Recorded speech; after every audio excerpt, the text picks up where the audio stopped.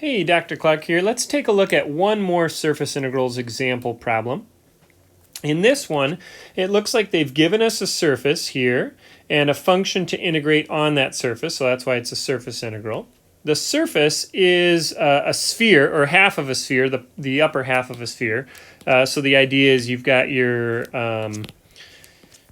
XYZ plane, and then you've got yourself a hemisphere. It looks like the radius is 3 on that hemisphere, and so the equation of that would be plus square root 9 minus x squared minus y squared. That's the equation of the surface.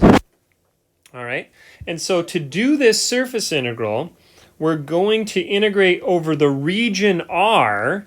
Right, R would be this region below the surface. So in this case, R is just the circle or the disk of radius 3 in the xy plane centered at 0, 0. Right, that's what R is. And then the function is what? X squared z plus y squared z. That's the function f. And then I need to multiply by the square root of this. If we called this function the g function, then I would need gx squared plus gy squared plus 1, and then it would be dA. Now remember, this gx and gy, that's because a little rectangle down here in R, that gets stretched into a patch, and this number here tells you how much to stretch that little patch of area up, and then multiply it by that number, and that gives you the total quantity. So first we'll need to know what gx is. That's going to be, it looks like a 2x negative on the top, and then a square root on the bottom of 9 minus x squared minus y squared, and a 2 from the square root. And gy would be negative 2y over 2 root 9 minus x squared minus y squared. Okay, so now we're integrating over the region R. We've got, in fact, I might factor out the z here. It's a little bit easier to write that down. Z x squared plus y squared times the square root now. Okay, so these 2's can cancel out, I would say. And then when we square that, we're going to get x squared. And we'll also get y squared from this one. And they'll have the same denominator, which is 9 minus x squared minus y squared plus 1. Oops. dA. All right, although I might say here dA, this one right here could probably be written as 9 minus x squared minus y squared over 9 minus x squared minus y squared. That's equal to 1 as well.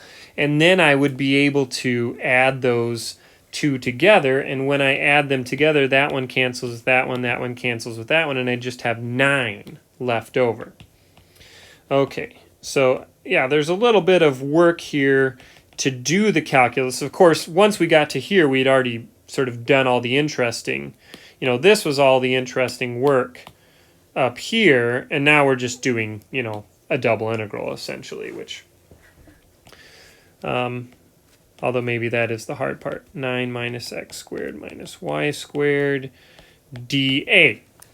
And now is where I would say, okay, how do we actually do this double integral? And what I would say there is we probably want to switch to polar coordinates because it's a circle.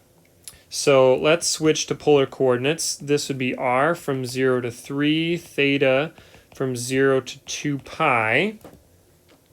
Z, well, what is z? Z is the square root of 9 minus x squared minus y squared. So z would be 9 minus the square root of, the square root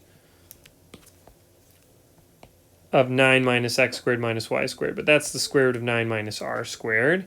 And then that's an r squared there. Right, there's r squared. And then this is the square root of 9 over 9 minus r squared. And then that would be r dr d theta. Okay, well, from what I could tell, we could cancel, whoops, undo, didn't want that. We could cancel this part with that part because those square roots are the same. And then I just have an integral of r squared times the square root of 9, which is 3 times r dr d theta. And that's a very nice integral to do, actually. So we finally got to the point where we can actually do the calculus. So we got r cubed. That's going to be r to the 4 over 4. There's a 3 there. Evaluate that from 0 to 3. When we do that, we're going to get 81 times 3 over 4 d theta.